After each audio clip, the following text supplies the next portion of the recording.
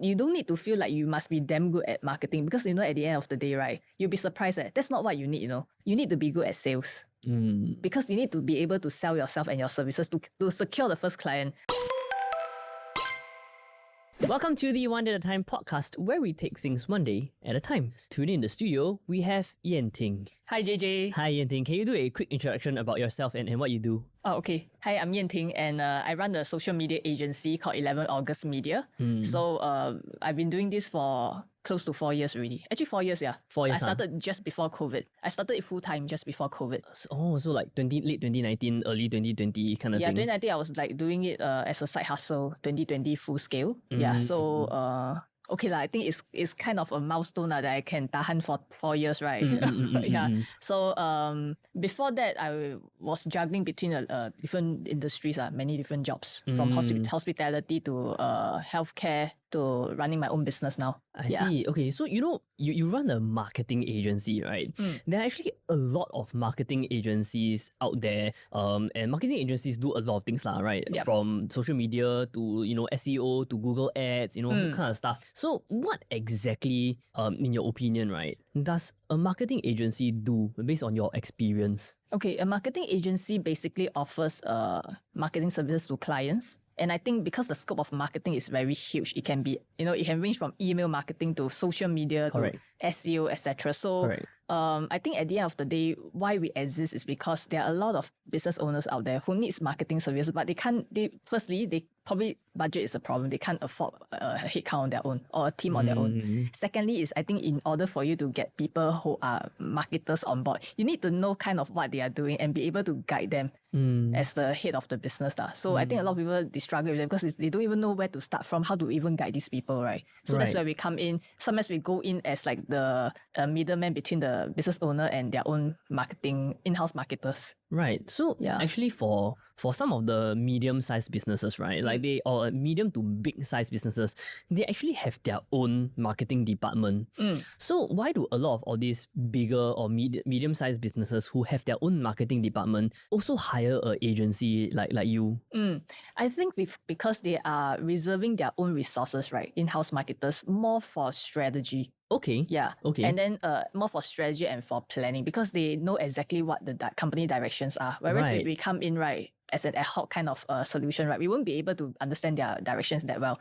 I think when people hire agencies, it's more for execution work. Like they have an overview of what they want to do in 2024. They need videos, they need photography, they need this and that, but they need someone to execute it. And it needs, within the execution, you actually need a project manager to follow through everything, right? So that's like a job on its own. So I think maybe they see it as like a seasonal thing where, hey, I just need this extra headcount for this 1 or 2 months. I don't think it makes sense for us to get on board a full-timer or an intern. Right. So that's where we come in. I see. So almost like a ad hoc support for even though they have their own headcount and manpower and vice versa. Yeah. And you work with a lot of, I guess, SMEs, right? Like smaller, more like brick and mortar type of businesses, local businesses, and even like regional and things like that. So when you first started this marketing agency thing as a freelancer, how did you kind of figure this out? How did you figure out like what kind of clients you would work with? And did you have to kind of attend like a course to learn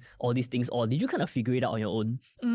I think when I first got started, I wasn't really sure like what I'm doing. I think it applies to every business owners out there. Yeah, so I think the key thing to starting your own business is not to overthink and just get started. Okay. So if you, I mean, of course, different people have different passions and different things that they like, right? For me, I do not particularly like Facebook marketing in the first place. Okay. It was because back then, before my previous job, right, I was running another business lah. So we were running our own ads and we didn't really know like, are we doing the right thing or not? It's like we run ads, we boost posts, then we get some inquiries, but is it right or not? I'm not sure. So when I left that business, right, I went to take a Facebook marketing course. Okay. So I was like, okay lah, during that lull period, right, I took that course, but if I'm not applying the knowledge, right, and the skills, right, I'm not really benefiting from it. So I was thinking, okay, maybe I should just go and get my own clients. Yeah, and that's how I get started lah. So when you get your own clients, then you will know what you need to run I won't even say an agency business back then. You will know exactly what you need to manage your clients well and how to get your ads out there, etc. How to get execution work for your clients. Yeah. So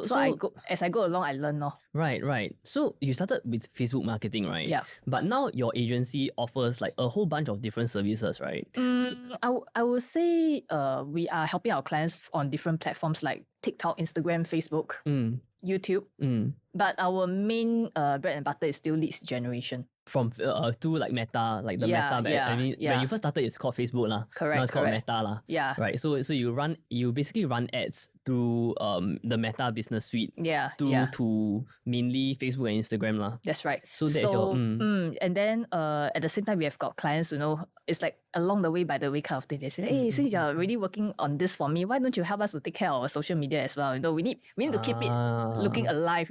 Right, no one is managing it. And then at the same time, I say, hey, our website is looking so tired. Can you help us with revamp?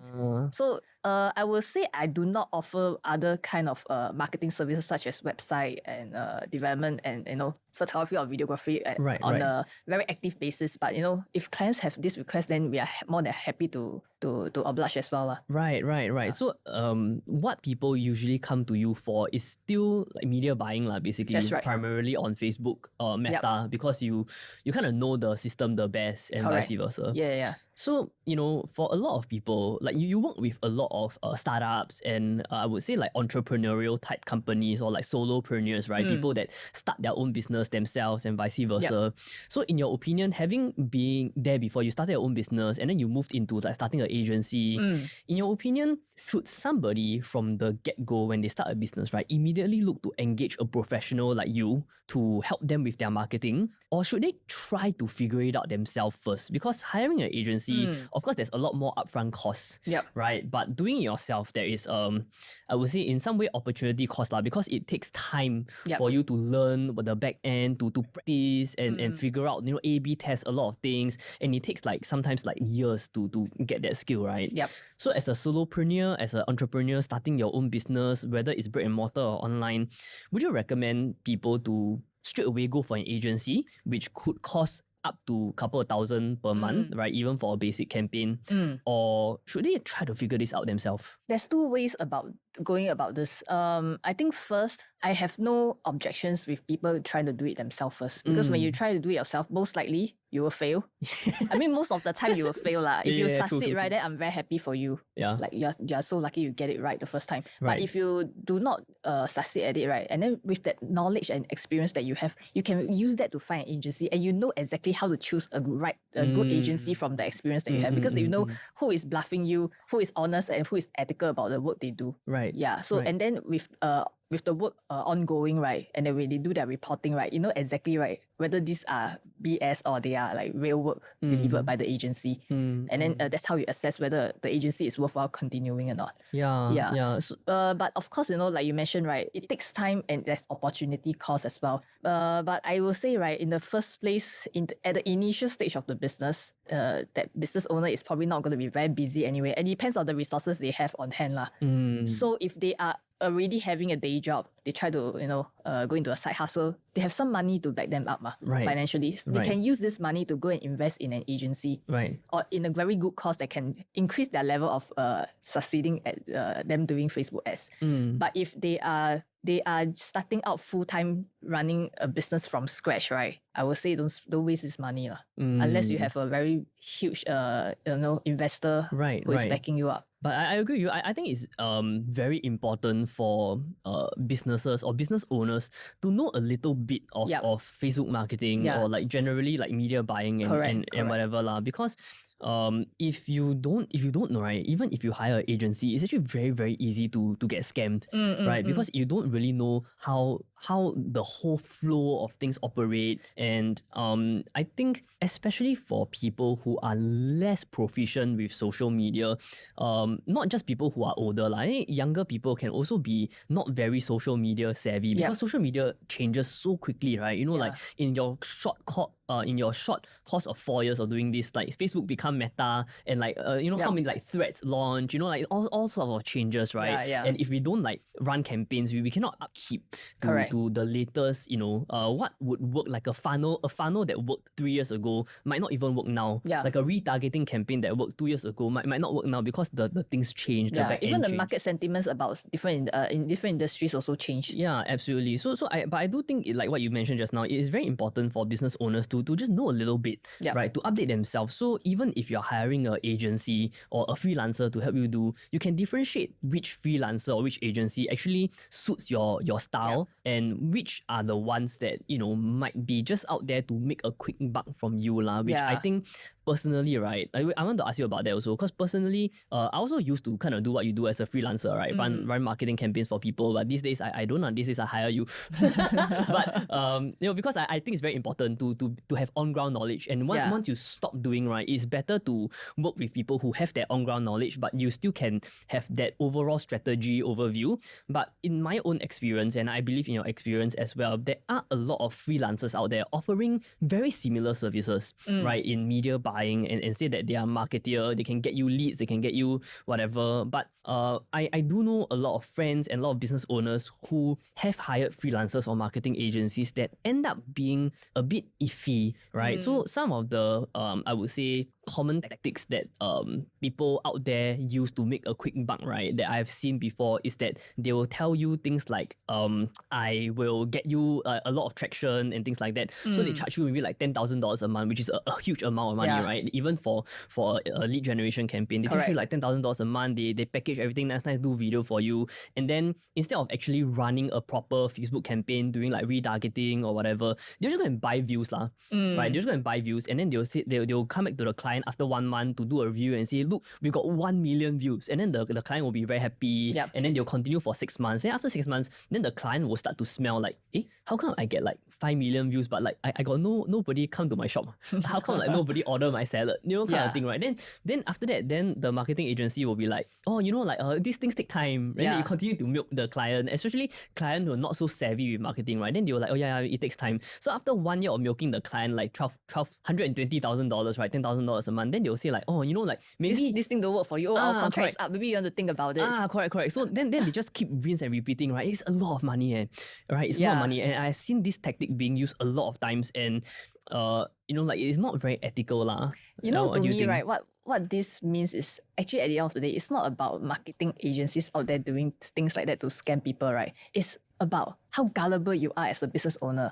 Like people say good, you also think it's good, then you give it a try. And then, even relationship, we have a testing period, right? Where, hey, after three weeks or 1 month of, going out with you, I don't think we are a good fit. But whereas for agencies, right, why are you, putting yourself out there to all these contractors where, hey, you need to be with me for minimum 6 months. I want you to pay upfront or 12 months. And then we realize that, hey, this don't work out for me because there's no real results and I've been with you for so long. Right. But it's quite common. It's common, yeah. So I think at the end of the day, right, like we mentioned just now, the business owner themselves have to really go and, dabble a little bit, be it being hands-on, doing ads or, taking some courses so that they know exactly, right, how to filter the agencies, or even when they are, interviewing their own in-house marketers, right? They know exactly, is this person a good fit for our company? Does this person have enough knowledge to be better than I do? Yeah, because it's not that I think people are gullible. I mean, we are business owners ourselves. We run our own businesses, be it in different industries. But when you, especially for first-time entrepreneurs, when you're starting your own business, it can be very exciting, right? And actually, I went through that phase before. Me too. Yeah, of whatever they say, right? They promise like it sounds so good, but this is the financial commitment we have to come up with. And then I thought that was the market rate for all agencies. Because it makes at that time, I think you are not so in tune with what the market actually is. So it's very easy to be like, oh yeah, correct. Yeah. Everything they say makes sense, ma. Yeah. It's a school fee that we have to pay. Yeah. It's I think everybody goes through that. Yeah. So it's actually not just people are gullible, lah. It's that you don't know what you don't know. So you believe that the good salesman will get away with a lot of things, right? Yeah. And I've seen even I mean, this is just to create awareness out there for people who are starting their own business and being a freelancer, which is actually a lot of people now. And I don't know whether you have seen before or not, but I have seen before agencies that take on multiple clients in the same industry. Say especially in insurance, a lot of because one of the toughest things in the insurance industry is actually to generate leads, right? Because leads are very expensive. That's right. In the insurance industry. So I have seen agencies. I have friends who sell insurance. They have worked with agencies before that. They realize, hey, this is the tactic. So something to look out for, right? Which is that they will collect the agency fee or like the management fee from like 10, 20 insurance agents, and then they will run a campaign, and then they generate 100 leads, right? And then they will give the same 100 leads to the 20 people. Yeah, it's good money. I should have done that.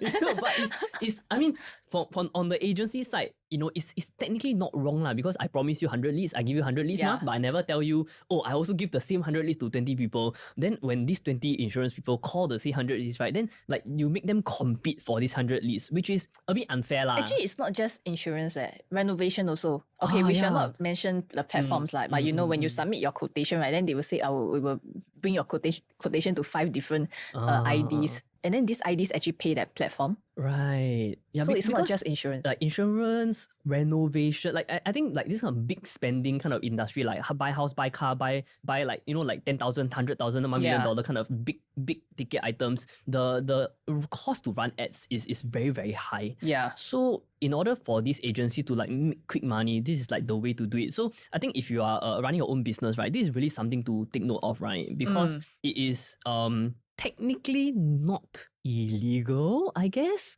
but it ethically wise is a bit questionable. Yeah, right? I'm not sure about whether it is right or wrong, because these agencies who are giving out leads like that, right? I'm not sure with the PDPA compliance thing. Yeah, because when people submit for an advertisement, they register interest in that particular ad, and they only give this party the permission to contact them, right? Now you are giving 10 different parties. I'm not too sure. I don't know. Yeah, it's risky to do things like that. Well, in your opinion, right, after doing this for 4 years with like pretty good results, like especially like I would say I have worked with you a couple of times, and one of your specialty is really to work with SMEs and startups to help them get started on the marketing, marketing side of things, because everybody needs somewhat of a social media presence these days, be it through media buying or like content and things like that, right?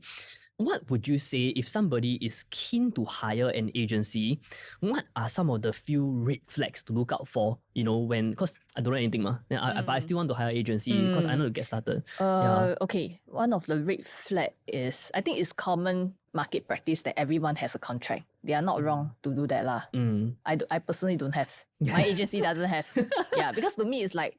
So we can treat you instead. No, it's like it's seeing doctor. Between an aesthetic doctor and a beautician, right? If you have skin problems, you see aesthetic doctor, you can see beautician. Beautician will normally upsell you packages. Correct. Aesthetic dollars, your skin okay already, then you don't come back. But if it's not okay, you need more laser, need more follow-up, feel free to come to us. Our hotline is always open for you. So I prefer to be like the doctor's approach instead of the beautician, because the beautician, right, it makes me look like I'm not professional.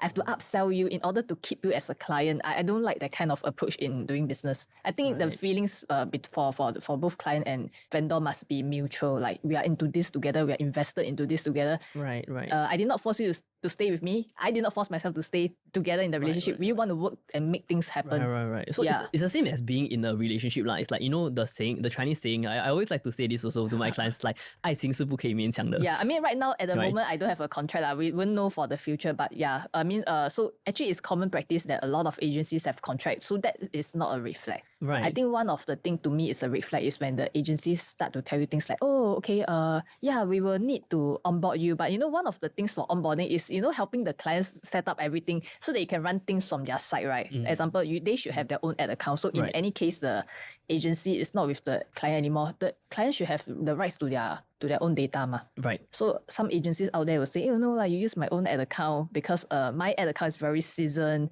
things like that. I think at the end of the day, they just want to hold, kind of like, hostage to the client that, hey, if you one day ever break from us, right, all your data is going to be with us. Are you sure you want to break this relationship? That kind of thing. Yeah. So that is one of the red flags. Okay. Another red flag to look out for is, I think maybe not a red flag. It's like maybe certain things that you need to also understand clearly before you engage them is timeline, expectations. I wouldn't say it's a red flag. So I think it's very important to ask for, I think at the start of the discovery call, agencies will be out there, the salespeople will be out there to tell you how good they are, they show results of their past clients, etc. But I think besides that, it's more important to ask them if you are really keen on, maybe it's for the second discovery call, ask them how you all work internally or how are you all going to work between the client and the vendor. Because I think a lot of the complaints that we get from new clients is that they say, hey, how you all going to work? The previous agency I work with, right, they take 3 working days to make one simple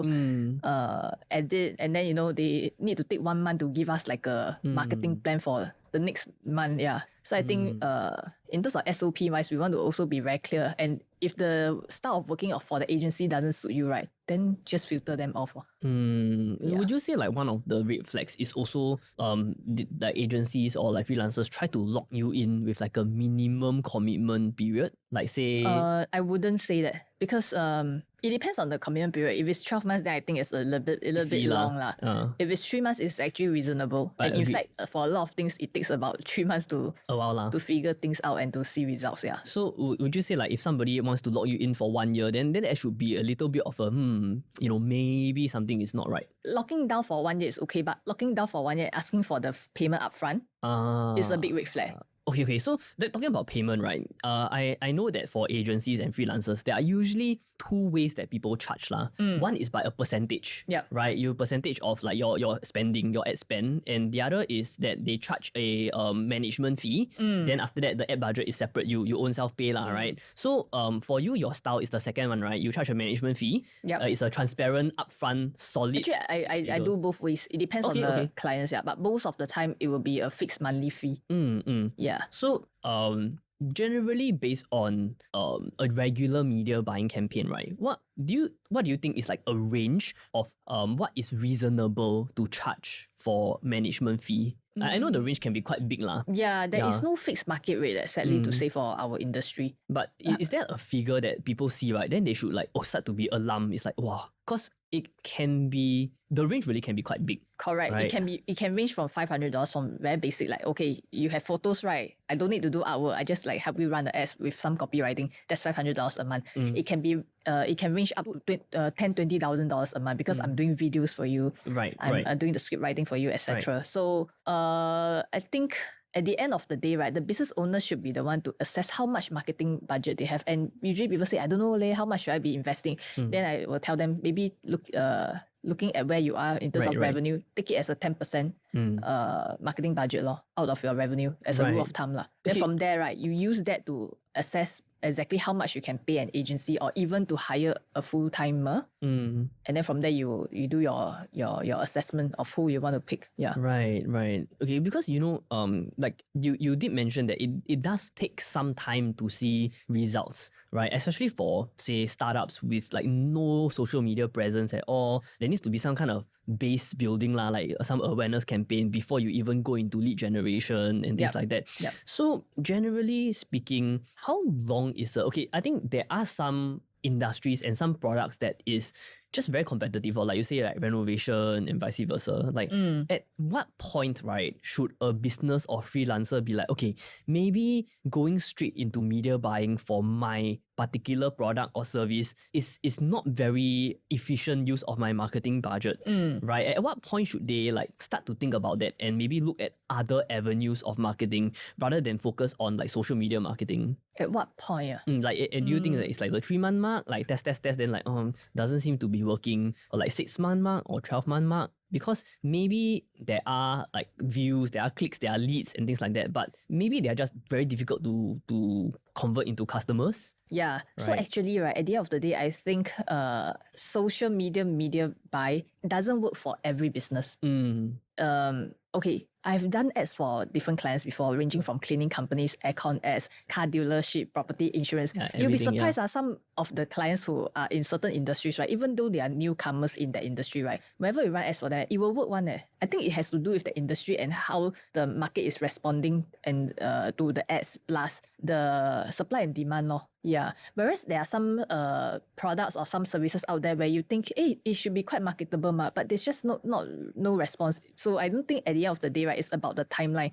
It's about the market sentiments and the Right. Yeah. And so that's why you also do like for you lah, right? Actually, a lot of marketing agencies, they also do A/B testing, right? Yeah. And after, I guess, a period of testing, and you realize that the data tells us that, okay, it just doesn't really make sense for you to put the money. Then for you personally, you will tell the client, basically you'll break up with your client and tell your client, I think maybe better you spend your money elsewhere. Yeah. Is that what you do? That's what I do.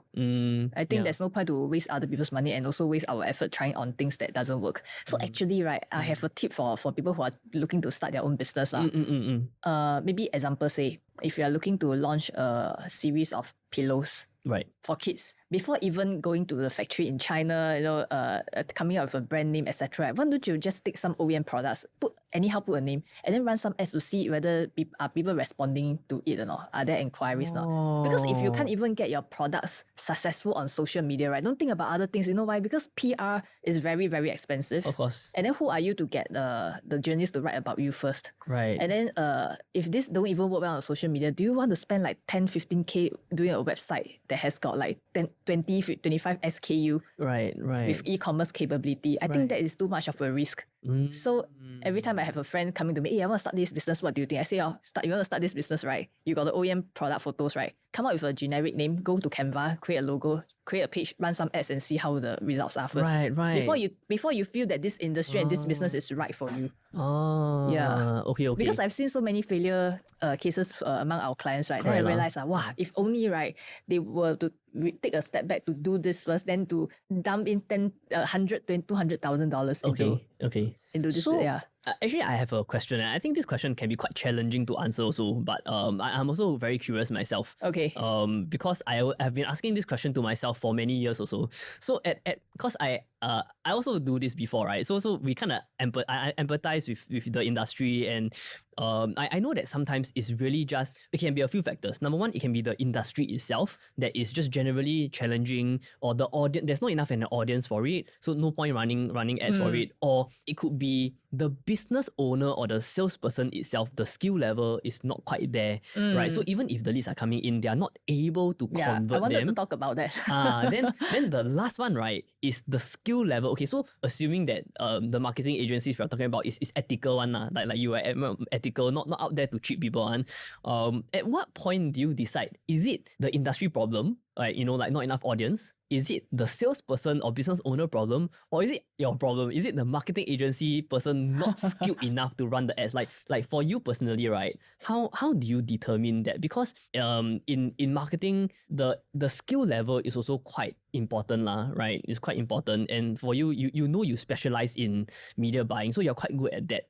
But surely at some point, there are people, you are better than a lot of people, but there are also people better than you in terms of skill level, right? Because that's how we go. Yes. So at what point do you decide, hey, is it my problem? Is it business owner, salesperson problem, or is it industry problem? How do you determine what is the issue? So I think at the end of the day, this goes down to whether can we help our clients to be successful or a failure, right? Correct. So I think there's a lot of things that comes into play. It's like cooking a pot of, I don't know. Yeah, macaroni. To make it taste good, the fire temperature must be right. You must add in the right amount of water, etc. So I think for this, right, the first thing is, in order for me to be confident of helping the client to be a successful case study, right, I look at the scale of my client, of my potential client. So for example, I'm so small, I'm just a boutique agency. I won't be taking in business from Singapore Airlines, because they are just too huge, right? And I don't have the resources to be able to make them. I mean, they are really successful lah. So I don't even think we will have the resources to kind of execute the work for them. So I think the scale of the client is important. And sometimes certain things, right, we feel that the strategy that we come up with, the plan that we come up with for the client, it will work one, because we have done it for previous clients in their industry before. But maybe sometimes the business owner themselves, the clients that we are dealing with, they're just skeptical. They are the bottleneck lah, to put it bluntly. Yeah, correct lah. Yeah, no, I agree. Yeah. So they are the bottleneck themselves. So that can lead to a failure. In terms of the skills of the marketing agency wise, definitely, it's like seeing doctor lah. you have this case, right? You go and see Dr. A, this doctor don't treat you well, maybe the next doctor can treat you well. Yeah, it can happen as well. So for me, we are always trying to upgrade ourselves in order to, not to be a burden to our clients, and to, definitely we charge our clients, we want them to be successful. When they're successful, they will continue our service. That's where we become successful as well. Yeah. So so I think these three factors, goes into why certain marketing efforts don't go into how we are planning. I see. So for you personally, has there been a situation where you don't take on clients because you feel like maybe this particular industry you have tried before and your current experience don't allow you to succeed in the industry, then you just reject the client? Yeah, I do. So we do reject clients. I just tell them very honestly, hey, you're really looking into this. This is the estimated amount of money you need to be investing into, say, 3 months. I need to let you know it's not about who you hire, but it's just the nature of the industry that, the results that you'll be getting may not be as rewarding as what you think it will be. So I like to lay down expectations for the potential client first. Right. Yeah. So that, and a lot of them, they are very appreciative. They say, hey, thanks, you're the first person who tell us this. I say, there's no need for me to lie to you, because if you were to choose me, and we were to come on board to do this together, right, you don't see the results, right, you get so frustrated. And I'll be at the other end, right, to tahan your frustration, right? So I'd rather be upfront first. So if I tell you upfront and you say you want to go ahead, at least you know what you're going into. True lah. I mean, you're in it for the long term, basically, right? You're a boutique agency. You work with a couple of clients, and when the clients do well, you also do well because they start more campaigns with you. They recommend like fellow people, kind of thing, and you grow together with them lah. Yeah, I think not just that lah. Like because I'm running my own business, I have the freedom to choose who I want to work with. So I think at the end of the day, we all want to work with people. We all want to create happy scenarios, work with happy clients. So if I already can sense I'm not going to make you happy, why would I keep this information to myself? I want to let you know first. But if you want to go ahead with it, this will come lah. The frustration will come. I mean, okay, so like business owner to business owner. So I think one of the challenges of running a business, right, is that now when you're a freelancer, is okay lah. You want to eat grass for a few months. It's like okay lah. I can choose. I don't want to work with you. But now it's different. And you're running an agency. You got mouths to feed, right? You got people to feed under your team. So has there ever been a situation be like, if I don't take on this client, then I cannot give my team a bonus that I promised them. So I have to take on this client and just tahan the frustration of the client. Or so far you've been quite okay. Haven't been in that situation. No, I never need that. I never feel that I need to feel or think or feel this way, because right, you'll be surprised. The people or the businesses out there that you can serve, right, is way more than you can imagine. So for me, it's like, okay, because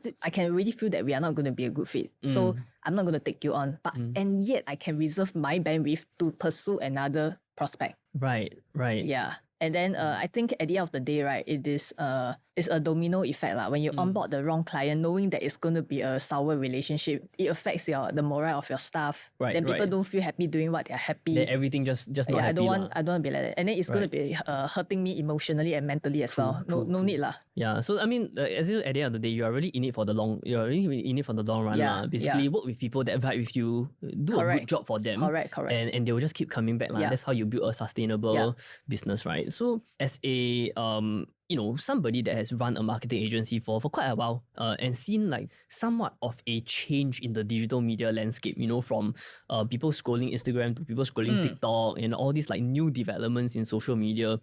Generally, I think there are a lot of young people that not just young people from all ages that come out and want to start agencies, because the idea of starting an agency is quite alluring because there's no upfront cost ma. It's a skill-based job. You can work from home. Correct. There's no you don't need to rent an office. You just need to spend money to register your business, and if you don't want to spend that much to register as a private limited, you can just start off with as a sole proprietor.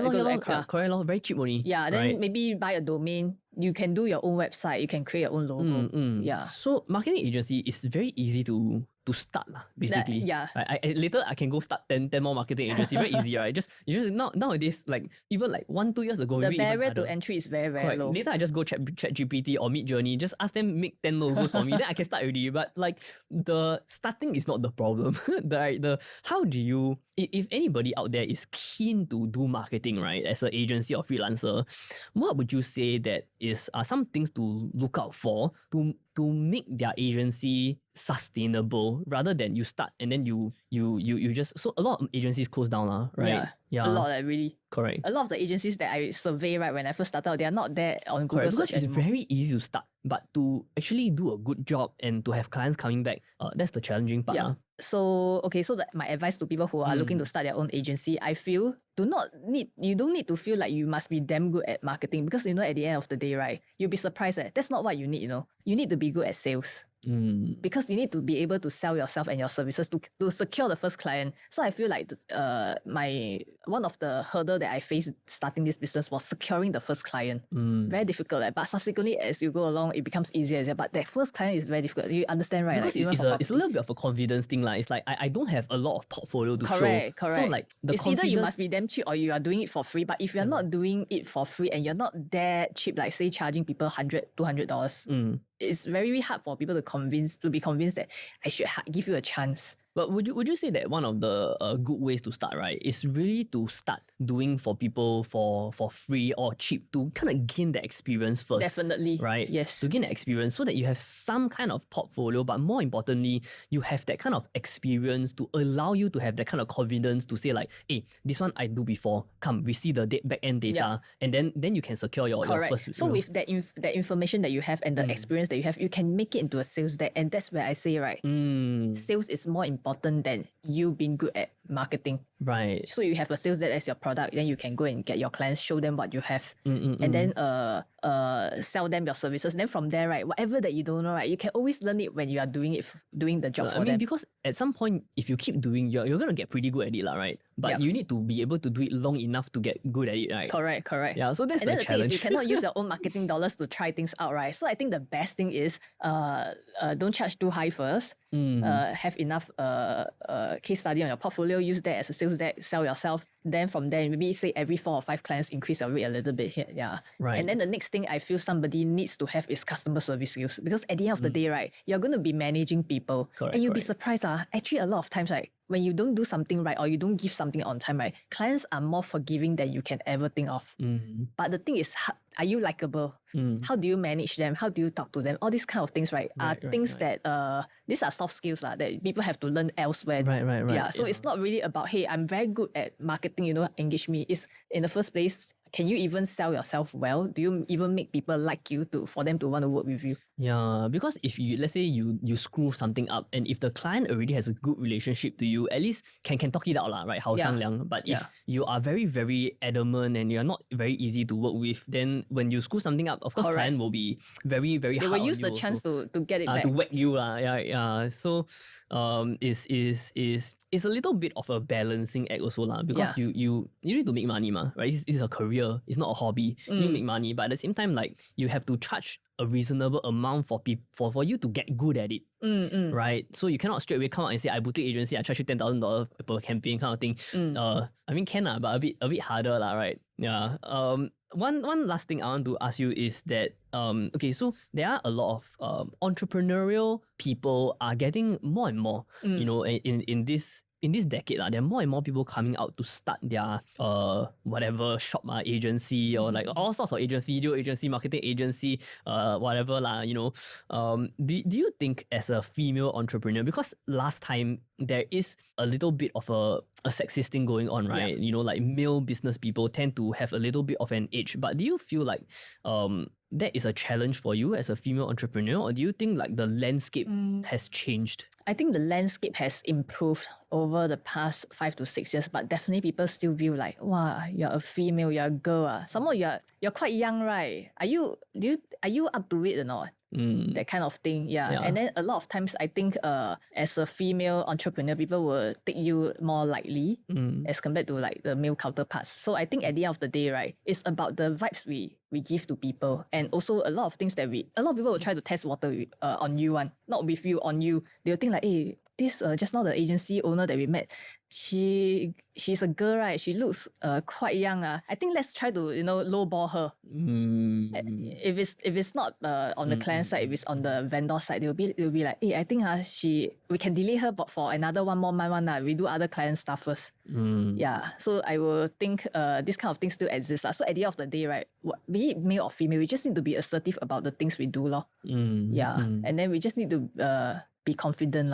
I think at the end of the day, when people see that you're not confident, they will test water on you. They will try to, get their way through. Eat you lah. Yeah. I mean, I get that quite a lot also because I look like a poly student, right?